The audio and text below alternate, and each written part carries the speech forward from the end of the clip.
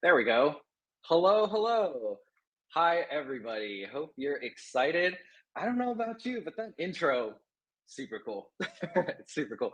Awesome. Well, welcome to the breakout session, Building Your Future, Why Company Culture Should Be Your Top Priority, hosted by Bill. Bill has a really special place in my heart. For those of you who maybe don't know, I'm a former Bill employee. So, really excited to be here hosting this session and hope you're just as excited as well to hear from the team. We're excited to have you join us today. I'll be introducing your speakers in just a minute. But first, I wanted to share just a couple of reminders for everybody. First and foremost, make sure to utilize that chat function to have those conversations, share your thoughts during the session, and make sure you keep your messages relevant to the topic of the session. The presenters and the speakers can see your chat. Our team will be monitoring the chat and questions may be answered live during the session. If you have questions during the session, please use the Q&A feature in AirMe. Following the session as well, we'll ask that you complete a brief feedback survey. Really, your feedback is super, super important to us. And we want to make sure that we take that into account. And with your reminders out of the way, I'm going to be introducing our speakers today who will be presenting. I'm joined by Savannah Verbis and Savannah Devarney. Welcome, and we look forward to hearing from both of you. Just to quickly introduce both of them, Savannah Verbis is passionate about connecting people with opportunities that align with their career goals and core values. Her expertise spans communication, networking, process building, and technical recruiting. She's got a strong focus on diversity and inclusion. Her mission is to transform lives by finding the perfect fit between talent and company culture. With a background in business admin and a degree in organizational leadership from Arizona State University, Sav understands the critical role that the right company culture plays in helping you thrive in your career. I'm also joined by another Savannah, Savannah Devarney, who is a staff software engineer at Bill, where she's worked nearly 7 years after starting as a level 1 engineer following her time at Hackbright, an all-women's coding bootcamp. Before transitioning to engineering, Savannah spent 12 years in product management, focusing on mindfulness and cognitive sciences in health tech. And at Bill, she thrives in the company's inclusive culture, contributing by mentoring others, leading ERGs, championing values like fun. Outside of work, Savannah's played field hockey for over 30 years, representing Team USA at the Pan American Games in 2023 and World Cup in 2022. She also founded a San Francisco field hockey club that has won 3 national championships. Everybody, give it up to Savannah Squared. Send those emojis in the chat. Welcome, welcome. Thank you, Daniel, for that delightful introduction. I am so thrilled to be here today. Y'all are our future, and I'm just so excited to play a small part along your journey and to be part of this future and to have you in it. So I'm going to take the stage here and go through the presentation. I think I'm still sharing, but I'm not quite sure. It says I'm sharing the presentation, but I guess I need to reshare. I'm going to select something, pop it on the screen. And my partner in crime here, the second Savannah, as I affectionately call her, the cooler Savannah. Oh, there we go. It's already on. Okay. We'll be here along the journey, helping to answer some questions in the Q&A, and we'll pop back in when we're doing more Q&A at the end and inviting more discussion. So just to add a few more pieces of color to some of the delightful parts of the introduction that Daniel just went through. Hackbright was an all women's coding bootcamp, and it was really instrumental in my ability to safely break through into engineering. I was pretty terrified after spending 12 years in product management. It was very nerve-wracking for me. What is it like to be in engineering? You hear all these horror stories, and I consider myself very lucky in the end to have found myself at Bill. The culture, and this is really the key thing that I'm hoping that you'll walk away with today. The pace, the shape, the rate of your career development can dramatically be influenced by the cultures that you find yourself within. And that is rings very true for me in my personal background, going from a level one engineer to a staff engineer in just 5 years. So really crediting the culture. And it's something that I pride myself being able to now actively contribute back to that rich and vibrant culture that we have at Bill, doing things like being able to participate as an active member in our queer community, our ERG, also ERG specifically focused for women in engineering, where we help the women skill up and learn new skills, like an AI workshop that we just hosted. If you come join us, you can participate in those fun things. The field hockey things are real fun fact. A lot of the things that I covered today are also really influential in the intentional way in which we set up and what we try to encourage within that team, and is really foundational for the winning culture that we've established at that team. Also not listed here, but I live in San Francisco with my wife and our 3 fur babies. You can't see them, but they are in my mug. This one is Blue. He's the leader of the pack. This is Bingo. He's our firstborn poodle boy. And then this is Billy, the last edition. We love them very much. Okay, so let's get into it. First, a little bit about who Bill is. We're a financial automation platform. We help small businesses. Small businesses are the bedrock of our society. We help them manage their cash flow. We have about 1% of the US GDP flowing through our platform annually, so pretty big scale. We have a technical architecture. We have a web app, 2 mobile apps.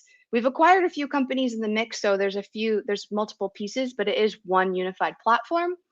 And under the hood, there's a lot of backend microservices that are supporting really complex workflows, complex processes, a lot of AI running under the hood to power that automation that our customers are experiencing in the workflows for paying their bills and sending their invoices to their customers. And really relevant, I think, for the discussion today and for my journey at Bill is, don't like I love what we do at Bill, and the connection to serving customers, small businesses in particular, is definitely motivational for me. But I come from the world, like my real heart is actually in health tech and health sciences, and my big mission in life is to try to reduce human suffering as much as possible. And you know, financial tech wasn't really like on my bingo card for my career. And I have been here for 7 years, and it's really what we're going to talk about today that has been instrumental in me staying. I definitely connect with our product and our mission. Don't get me wrong, but I really wanted to highlight as the key part in my decision to continue to stay at Bill. So, okay, let's get into culture. Like first, a brief segue into why culture is so important. And I have up on the screen here a beautiful picture of vibrant bacteria.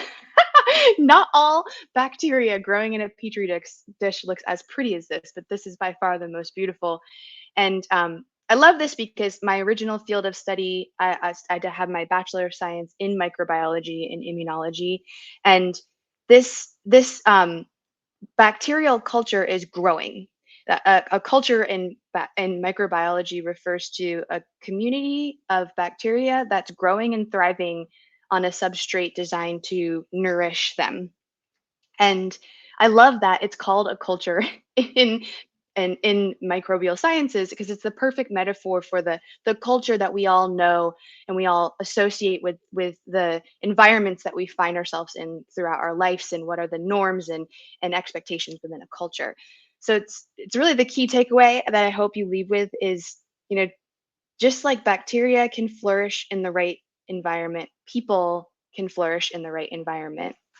And toxic elements within that environment can also kill and stifle growth as well. So I drop little droplets of penicillin on there, and you're going to see the bacteria shrink. You're going to see holes in here where the bacteria can't grow. And it's that career growth that is dramatically influenced by the right culture, and the importance of that. And really what I hope that you'll take away, if nothing else, from today.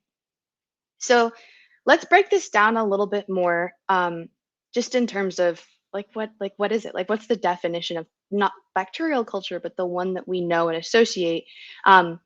It's far, far more than any mission statement or values that a company posts on its wall or has on its website or its job descriptions. It's really the everyday lived values and actions, the behaviors, the unwritten norms, and those shared values, the things that are dictating how things get done, how people interact at a company, how decisions get made. It's really that it's the pulse. It's the pulse of an organization. It's this invisible force shaping what's truly rewarded and also what's tolerated within any given organization. But it's interesting that the word itself comes from a Latin word that means to tend to the earth and grow. And culture, as we know it, can be exactly that. It's the environment that either nurtures your growth or stifles your growth. And any given culture, a good culture, a bad culture, is something that can dramatically influence the shape, the pace, the trajectory of your career. So that's really the key takeaway that I hope that you'll take from today is that the impact of this. And to further reinforce the impact of this, because I'm a total nerd and scientist at heart, so I had to bring along some of my favorite research studies from behavioral health and sciences here. Um, it's just like breaking it down just a bit more concretely here. So ultimately, culture is an emergent phenomena. It is reflective of what a company values. What a company values ultimately is reflective of what gets rewarded and what isn't tolerated at a company. And that in turn, that fusion of all of those phenomena results in, what's expected, what are the norms that exist within an organization, and what's expected of you because those norms exist. And while we'd like to think that we're all in the driver's seat for any given moment, my behavior is reflective of like my own personality and like who I am, and like I'm totally in the driver's seat here. um Expectations from the people around you can have a profound impact on shaping your lived reality. So these are just some fun uh, uh, groundbreaking research to just really hone in on this point. Um, Expectations from others, expectations from your community, and even the expectations that you have of yourself can dramatically influence your lived reality. So, expectations from others. This was a groundbreaking study in the late 60s, and it has stuck around because it's been so impactful in educational sciences. But it was the premise of the study was so simple. It was randomizing, totally random, breaking students in a classroom into labeled as poor performers or good performers, and giving those labels and assignments to teachers, and doing nothing else for the year, allowing students to go on and perform accordingly, and go on and live their learn experiences. And the simple fact that the teachers knew that assignment, that random assignment, impacted and influenced the way that those teachers showed up for those students, and actually resulted in hard outcomes of those students being randomly assigned into these groups actually performing better or worse based off of that random assignment. So this is the really the foundational first research study that coined the term, this self-fulfilling prophecy effect. It's lovingly referred to as the Pygmalion effect. It's the term comes from Greek mythology, where a sculptor fell in love with the sculpture of this beautiful woman that he had created, and wished so badly for her to be real that he was having a hard time falling in love with any other real woman. So Aphrodite granted him this wish and fulfilled his expectation, and she was turned into a real woman. So that also shows up within, so that's like one-on-one relationships between people, but within communities, the health of communities in public health. There's standardized ways to measure both the trust as well as the social cohesion that exists within a group, within communities of people. That can be neighborhoods, it can be um, just places where you live or exist or show up in the world. And the impact there being that both the health and the longevity, people are healthier, but they also live longer when they're in these communities where the norm is trust and social cohesion.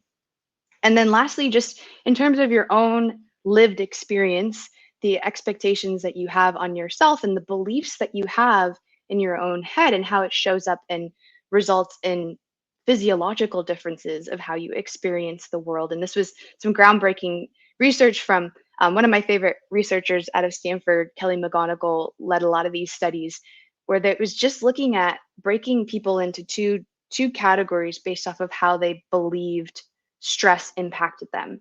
If you had the belief that stress can be good for you, and people that believe that stress can often be bad for you, break those two people out, follow them, track them through stressful situations, and their lived physiological experience of stress, the actual cortisol that's flowing through their blood flow, differs based off of those circumstances. So just the way that you think and the expectations that you have of yourself and the world can dramatically influence the your lived reality in the end.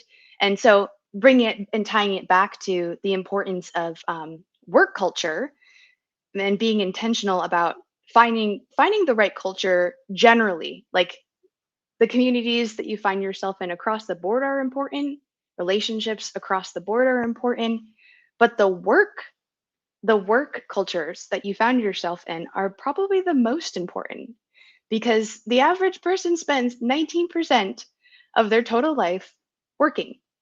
It's the highest conscious activity, with only sleeping being the one that falls behind your time spent at work. So choosing the right culture is not just about the type of experience that you want to have. Like, do you want to have an enjoyable experience in your working days? Like, of course, like everyone wants that, but more importantly, it's about your career growth. That the culture that you choose, the one that you choose to immerse yourself in, can shape the direction, the pace of your career. And in the right culture, you have the ability to grow and to thrive. And in the wrong one, that can be stifled, but even worse, your mental health could suffer as a result. So the importance of finding the right work culture being paramount. So let's take a bit of a step back and just ask basic questions about culture and how it emerges at organizations. So culture is really a byproduct, is an artifact. It is something that results from the collective characteristics of the people and the relationships between people within that organization. So even if you're not intentional about posting your values on the wall and trying to shape the culture in a specific direction, culture will emerge. Just getting a group of people together, culture will emerge. So over time, a company shapes that, whether they're intentional or not about it, that the things that over time choose to be rewarded and the things that tend to be punished or not tolerated, that influences over time the culture that emerges. And it is something that emerges and reveals itself to you over time. So it's not something that you can kind of step into and get a pulse like on day one at an organization. And it's also something that's hard to assess for in an interview, but that's the whole part of today, that we will guide you through some exercises because it's worth trying. It's definitely worth trying to get a sense of that. A company's values and the behaviors that are rewarded becomes what's expected of you. And as we've seen, expectations have incredible power to shape your behavior, but everyone around you. And then lastly here, it's probably it's obvious in a lot of ways, but leaders at an organization have such an outsized impact on the how a culture emerges over time, because they have so much power. They can choose and influence what gets rewarded. They're looked to set the example of, what values are they promoting, what are they, but more importantly, what are they living in their everyday actions. And during times of stress in particular, like how do they show up when push comes to shove? Do they demonstrate those values when things get stressful, or do they abandon them and take a different path? So let's take a look at some examples because it's helpful to get a little bit more concrete here. So these are these are the values that we articulate at Bill.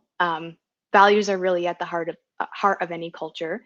Um, it's important though to note that these are Bill's explicitly articulated values. So they definitely, I'll give you examples of how they definitely show up in the way that employees have lived experiences at Bill. Um, but there's also ones that are valued that aren't listed here. And I want to give you a few concrete examples. So how they show up at Bill. So the probably the most powerful one that I can reflect on in my almost 7 years at Bill. You may have heard about the Silicon Valley bank closures. Bill was dramatically impacted by that. Um, we use a network of banks to hold funds in trust for our customers, and the payment rails that power our product depend on these banks being stable and online and being able to move money for us. Um, During that crisis, it was over it was several days, 4 or 5 days in the end, where we didn't know if the money that we were holding in trust for some of our customers at Silicon Valley Bank was going to be able to be recovered. We're talking in order of magnitude of 300 million plus dollars that could have been impacted. And there was a moment where we did not know if that would be able to be recovered, but we took a bet, and ultimately, and this was reflected from our leaders, both our CEO and our CFO, and President John, and Renee, our CEO, made the decision, and collectively, the company made the decision to embody one of our values is dedicated, passionate and accountable for our customers. That's really what that value is, ultimately means within Bill. That our customers are paramount, and that our customers were trusting us to move their money and to make their payments on time. And there was a moment where we didn't know if we were going to be able to recover that money, but we made the decision that it didn't matter and that we were going to stand behind our customers and back them no matter what it meant for them. So that's definitely an example. And you'll see when we go through some tips and tricks for how to interview and get a sense of how to get a pulse of how companies and leaders handle times of stress as a recommended example. Probably my favorite value here is the fun value. I love showing up as a clown at work.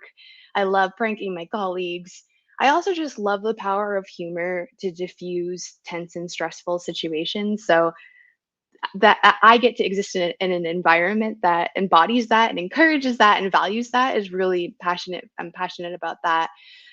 Probably the most impactful for my career has been the humble value that Bill has.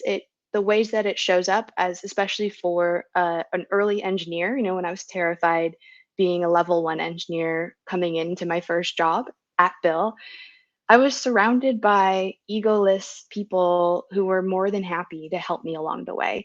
They did not make me feel dumb. No question was not valid, and I had a safe space from the get go, and it was palpable from the start because of that egoless sense and that humble attitude that we encourage, we select for, and it's really the social norm. That egoless developer is always. I have many examples that I'm so glad that I had along my career.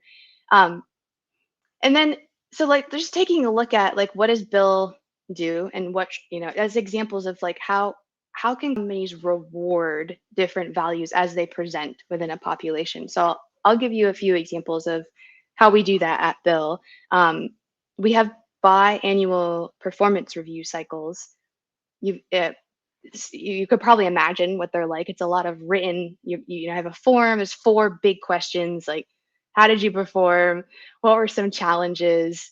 How did you work through them? And then what values at Bill did you embody this period, this cycle? And the real estate a quarter of the real estate of what you can reflect on and write within your assessment, even if you've had a bad period, a bad 6 months. The reward that's placed on that for being able to demonstrate that you lived one of our values is significant. There's also annual awards that our company gives. One of them is called the Top Bill. So it's the top performer across a variety of business units at Bill. But hand in hand with that award is a really special award. It's called the Patty Award, and it's given out to the group of employees across business lines that best demonstrate the Bill values and embody the Bill values. And it's named after a colleague. I never got the chance to meet her, but she had cancer and passed away, and this award carries on in her honor. So tangible rewards. A big example is, that one of our values is accountable to our customers. There was a big push actually earlier this year to ask employees to go above and beyond to serve our customers with some particular deliverables that we were needing to get into the hands of our customers. We're passionate and accountable to our customers, and the company was really trying to rally around an extra push to make that happen. Um, and we'll talk about this a little bit more, but in toxic cultures, pushes like that can happen, and people can burn out, and it's just a kind of a never ending ask of like, how high can you jump? And Bill rewarded that extra push, that extra dedication that was all required from us with tangible rewards. So we all got a cash, but every single person in the company had a cash bonus at the end of that period. And we took a whole week off in the middle of the summer. The company shut down, and we had an extra week of PTO. It was pretty incredible that Bill would do that, and just also reflective of, there's things that you'll want to assess for that aren't written here. These are just the articulated values, and we're going to go through an exercise to help you identify your personal values. But that's really where you want to hone in on. And it's like, maybe health is a personal value of yours, but that's not something necessarily the company is going to put on the wall. But it's something that is a personal value of yours, and will it be amplified within the culture that you find yourself with? Will anything be in conflict of it? So that's really where we want to get to at the end of the day, is identifying that alignment and helping you find the right culture, which perfectly leads us into the exercise. If you ultimately, yes, the goal is to find the right culture, but as we'll go into after this exercise, there's a baseline of a safe culture. But really, the ultimate goal is to make sure that you find the right culture that reflects and amplifies your values, and make sure that's not in conflict of any of the values. So your own personal core values can be revealed as well. And they are those things that you may not know because you haven't done an exercise of trying to identify them, but these are the core values that are driving your compass throughout life. So what direction you're headed, what's underlying, why you feel good in any given moment, or some peak experience, like why did it feel good? Or during a conflicting moment, why does it feel so bad? It's really because of these core alignments that you hold inside of you that may have not revealed themselves to you yet. And making them explicit is so important, because it's the first step to really understand, like, what are you all about? How can you get them to reveal themselves to you? So we'll spend a little bit of time here. It's something that you'll take away with. I hope that this a small guided step that we'll do right here is something that you'll be able to follow through on, not just like today, not just next week, but like regular check-ins. So the exercise flows something like this, right? There's a list. It's probably small to see, but here's a list. It's a starting list. Values are like concepts, beliefs. They're concrete things that guide behavior, and things that get rewarded. Uh, and this list just serves as a starting point. There may be words on here that you resonate with your personal values that aren't listed. But the exercise is definitively not going through and just selecting. Ultimately, you should select, it'd be like 3 to 5 is kind of a good number to identify for yourself. Um, but definitely don't start with just like circling them on the list. If the frame of the exercise is just looking at this list and then identifying what resonates with you, you're the guide and the principle in that moment is going to be, what looks good for me. What should society dictates would be good for me to select. It really needs to be personalized for you. So there's 2 frames I'll take you through by which the lenses that you can look through and reflect on to try to identify and have these reveal themselves for you. The first is to think and reflect on those peak experiences in your life. So think back to, like, where was I the most confident? Where did I feel the most powerful? Where was I just like feeling like I was the best version of myself? And that can be a little moment, it could be a day, it could be an hour, it could be a conversation, it could be a big moment, it could be a big accomplishment. Um, it could be like a giant milestone in your life. So the scale really doesn't matter, but it's that framing, peak experience. And the real question for you is, what were you feeling? What was happening? And what values do you think were being honored in those particular moments? So that's the first framing, reflective, but also something to carry forward when you catch yourself feeling joy in the future. Just ask yourself, what do I value right now that's being met? What need did I have that's being met here? So the second lens is the opposite. So thinking about times that you felt frustrated or annoyed. And it could be a tiny moment. It could be a tiny interaction with a particular person that lasted 5 minutes, or it could be like a really long period where you were pretty depressed for a few months, or really just struggling, not the best version of yourself. Something was happening in your lived experience that was resulting in you having an unmet need. And so the core question there is, what were you feeling? What was going on? And what do you think that reflects for the values that may have been suppressed or maybe in conflict in that moment? So those are the 2 big frames. Um, Definitely take this exercise away. It's something that you can tuck away in your heart and do whenever you're feeling big things or small things, positive or negative variances, and really start to ask yourself, like, what's going on? Then what are the themes, right? I'm consistently seeing that, like, health is showing up for me as, or independence is showing up for me, or autonomy. Like, really value being able to do things on my own terms. And when someone's coming in and micromanaging me, that's like causing a lot of conflict for me, and this style is really not working for me, this culture is not working for me. So when you have a stronger sense of, for you as a person, as an individual, what are those values that are guiding your lived experiences, you can then start to be intentional about looking for the communities that align with that. It's not about, like, the list that you come up with. It's not going to match what someone puts on a wall, right? It may, but probably not.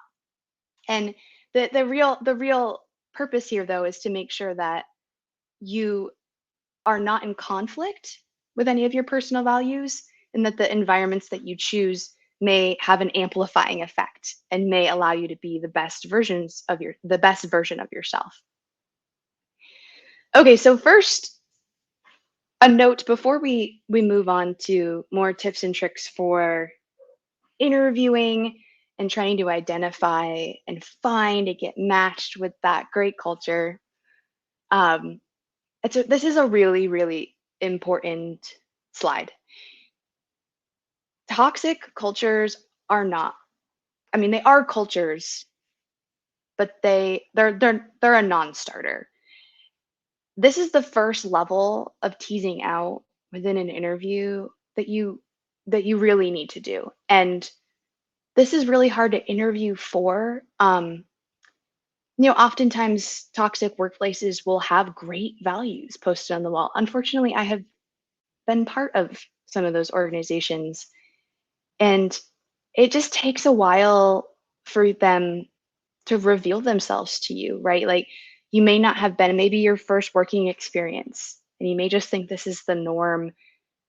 People often are in conflict with that realization that they're in a toxic situation. So, like, even in an interview, they may not feel like they may be conflicted, to be honest, right? They don't want to tell you the truth. They're being brought in that interview to try to recruit you. That's part of their job right now. So this is really hard to tease out. So it's really about like what is not said in an interview that can help you tease this out.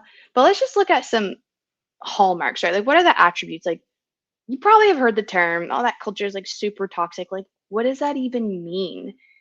Just so we can get better at spotting it, like, here's some of the like actual fundamentals, like concrete examples. So psychological safety is this concept where there's basically employees feel safe.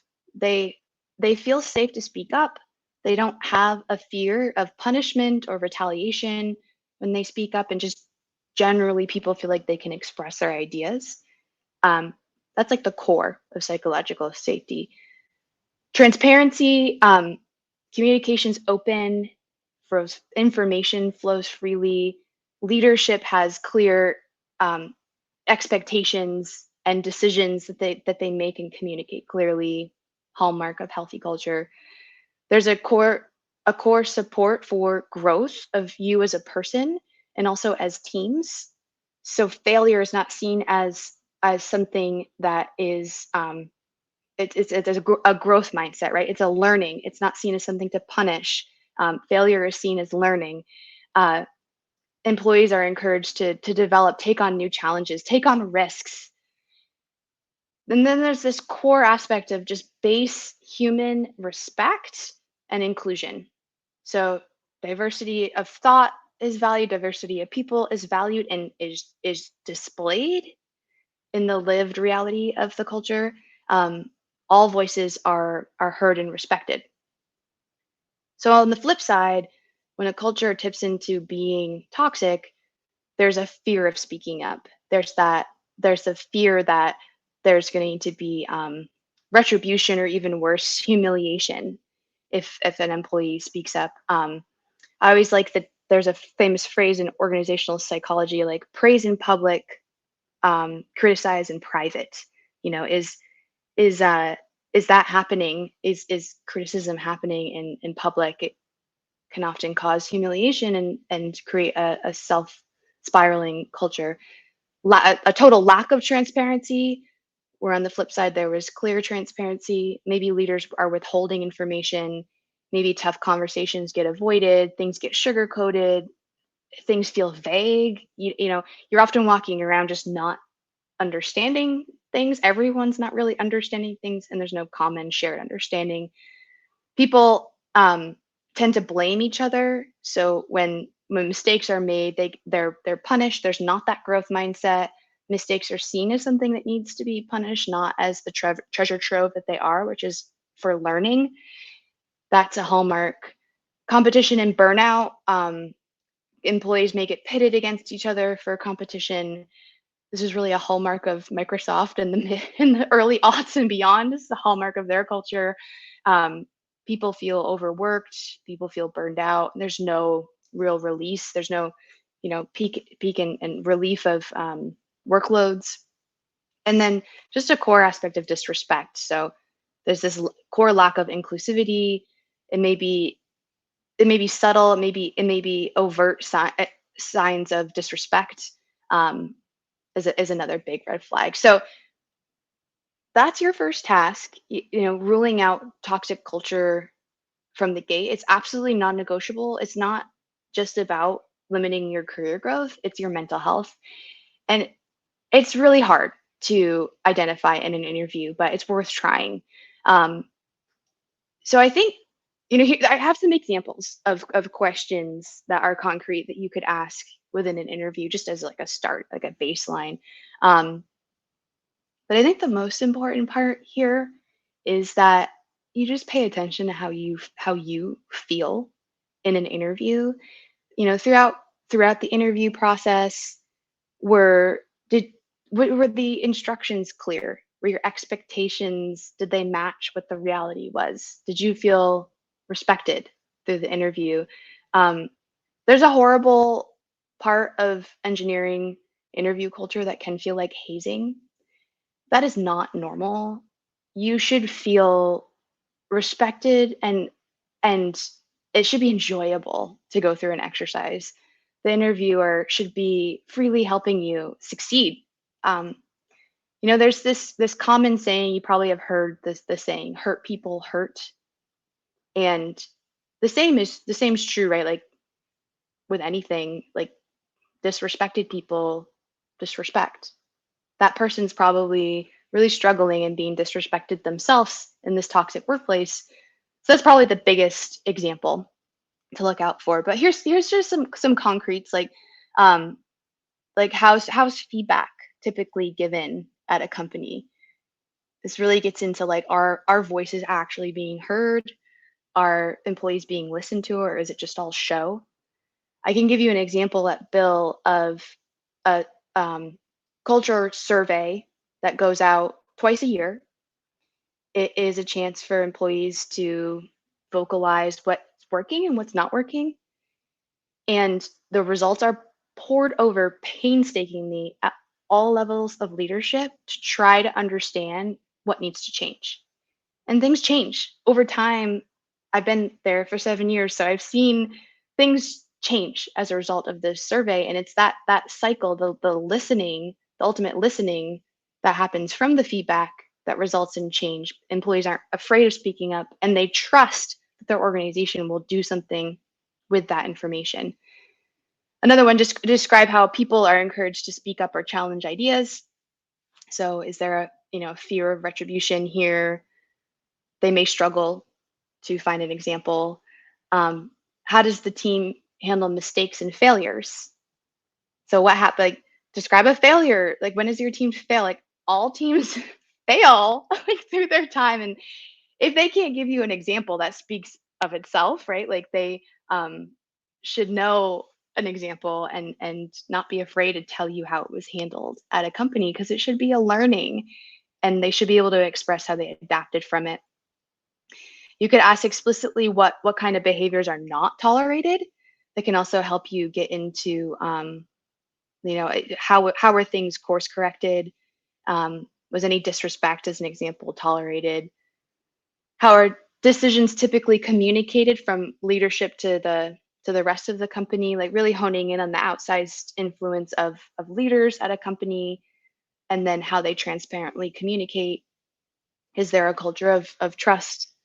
Um, And then an example of a tough decision that leadership had to make recently, that if anyone were to ask me that in an interview, I would highlight that Silicon Valley Bank example. It's probably the toughest decision I've seen our leaders have to make.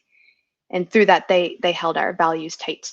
Um, but if the answers are vague, or leaders may be sugarcoating, that's also a red flag. Okay, so that's like table stakes. It's like non-negotiable. It's definitely goal number one, is to tease that out. But then, like, let's get like further nuanced, right? Like, what other aspects about the culture um, can you assess from an interview, and get more nuanced and see and make sure that it aligns with your personal values. So there's a difference between what a company says it values and what actually happens in day to day. And that's really your goal, right? Like, it's the articulated versus the values in action. Like, it's really the values in action that's the treasure trove for you. Um, Culture, again, is something that reveals itself to you. So it's this process of revelation that you're going through with your interviewer.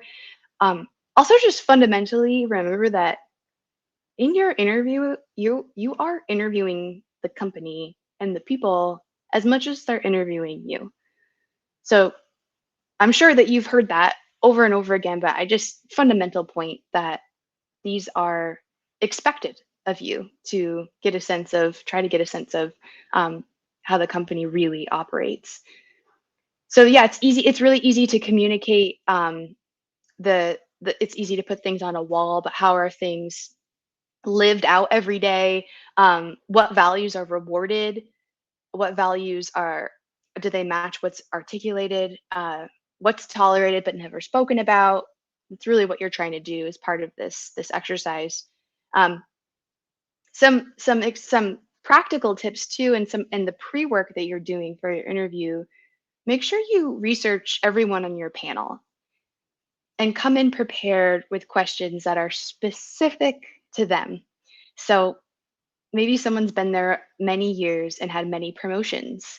Like that's definitely an opportunity to try to understand the gold and what was, how'd you get promoted? Like tell me about like what was that you demonstrated, or what is common in the people that do get promoted.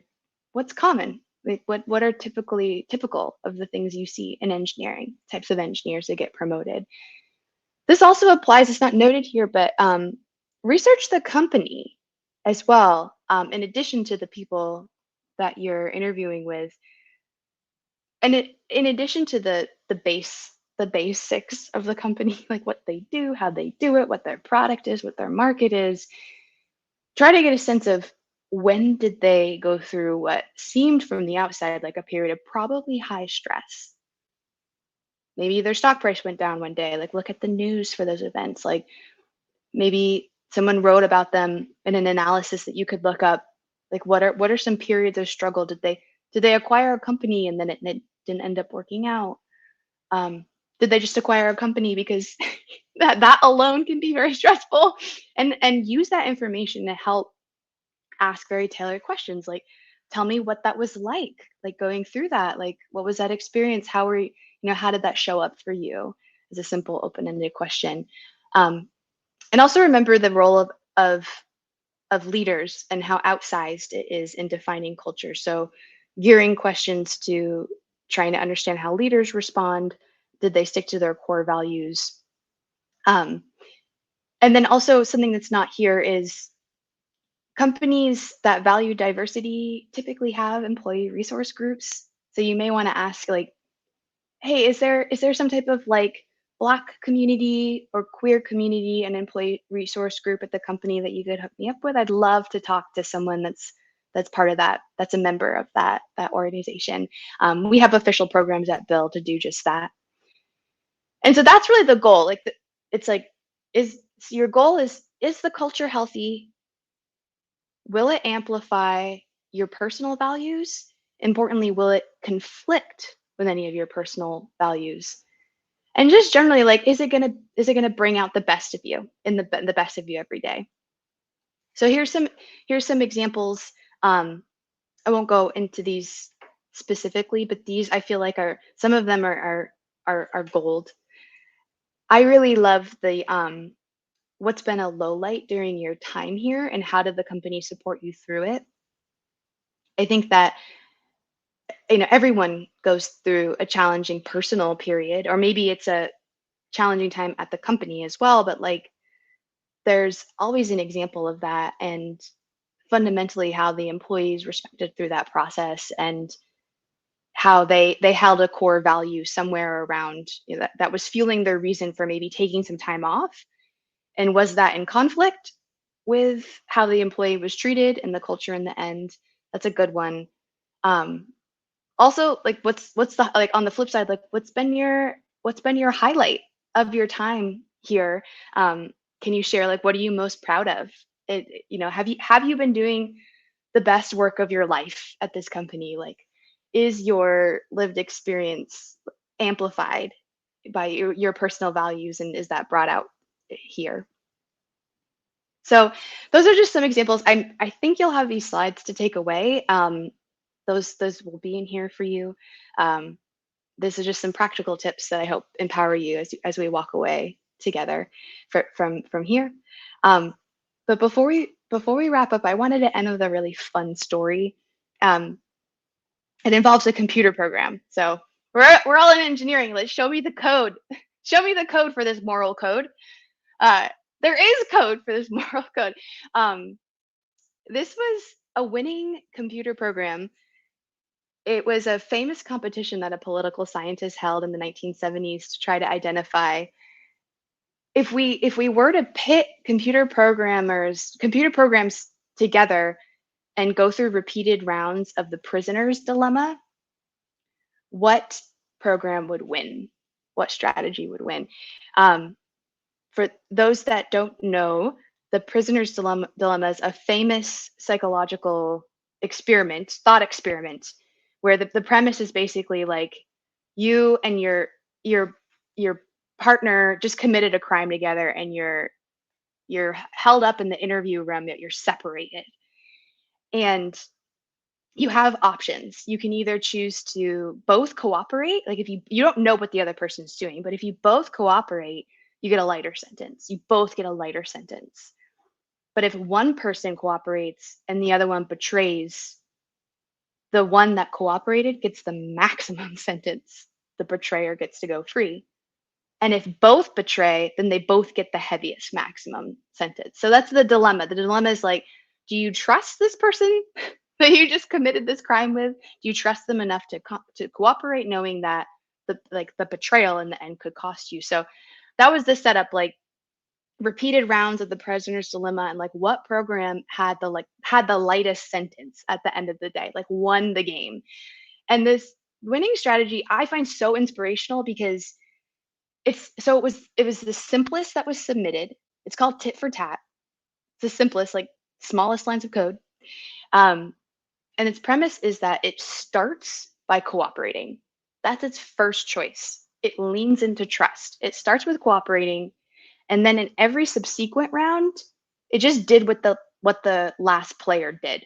So if the player cooperated, it cooperated. If it didn't cooperate, it didn't cooperate. Um, so it would betray you if you betrayed, but only once. There was an aspect of the program that had a short-term memory. It had forgiveness built into the model. So it was a generous, forgiving tit for tat program. And like this is really what I wanted. I wanted to leave you with this also very cool fact that I have found through this computer program. And there's a great Radiolab episode about this. If you look up Radiolab, Axelrod or tit for tat, like it should come up. But in today's world, we often like we equate strength with being assertive, aggressive, competitive, even cutthroat. And this shows, and I think the winning strategies in life show that it's this counterintuitive idea, but there's a power in leading with trust. It's not a weakness. It really relates back to expectations, right? Like when you treat a person as the version of them that you want them to be, not necessarily who they are. You may be like in conflict and being challenged by this person, but how you show up for them, do you lean into trust and kindness even when it's hard? That expectation signals to them that, hey, I trust you. Like, I trust you to be kind. I'm kind, and I don't know what you're going through, but like, that's what I'm starting with. That person can live up to that reality, and you can profoundly impact not only your experience but the experience of the people around you. And I just think it's a powerful ending message here, that we talked a lot about group dynamics and like the importance of the group that you find yourself in and the culture, but there's also this power of your influence on your everyday moments and the power that you have as a person to influence people around you. So with that, I just wanted to say y'all are our future. So excited for the future with you in it. Please connect with me on LinkedIn. Don't hesitate to reach out. I'd love to be a small part of your journey, whether that is at Bill or anywhere. Thank you so much for having me. And I think I'll turn it over to the other cooler Sav to talk about our internships at Bell. Not cooler, but Sal, thank you. That was so awesome. I definitely just enjoyed learning from you as well. So thanks for sharing all of your perspectives. And your experience here at Bill. We are kind of getting close to time, so going to kind of breeze over this. If you guys are interested in seeing the open roles that we have, please go to our booth. We have people that are going to be there for the company connection hours too, to answer any questions that you guys may have. We'll also have engineers that'll be there from our org, so you can ask them any of your questions. I don't think we quite have time for Q&A. But yes, like Sav said, feel free to reach out and connect. And then also don't hesitate to check us out at the booth. And thank you guys all for being here. Cool. I know it sounds kind of silly, but check in to this QR code. If you don't check in here and you apply, I won't know that your application came from this event. We love applications that come from events that we've done like this. So it might seem redundant. It's definitely super important. So check in here. This QR code can also be found on the banner in on our booth. And then I sent the link in the chat here. So with that, I'll let Daniel close us out. Awesome, awesome. Wow, what a presentation. Did anyone else get chills during it? Just me? I hope not. I think everyone else was feeling the vibes. I saw the chat. Everybody's really into it. Thank you so much to our Sav Squared duo here for such an amazing presentation and engaging discussion. Please drop your appreciation as well in the chat. And they have a company booth, so definitely, like they mentioned, go visit them, continue the conversation, and chat with them during those networking breaks. To close us out, I'll send us off to a brief video from our host, Bobby Dorless. Thanks everyone for being here. Thank you for joining us in this session. I got some information before you leave. It says, please take a moment to complete a brief survey to share your feedback. Remember how valuable feedback is. I'm trying to come back 3 years in a row, and it's all based on feedback, right? To see what comes up next, I want you to head back to the main stage and check out the schedule. See you soon in the next set of sessions.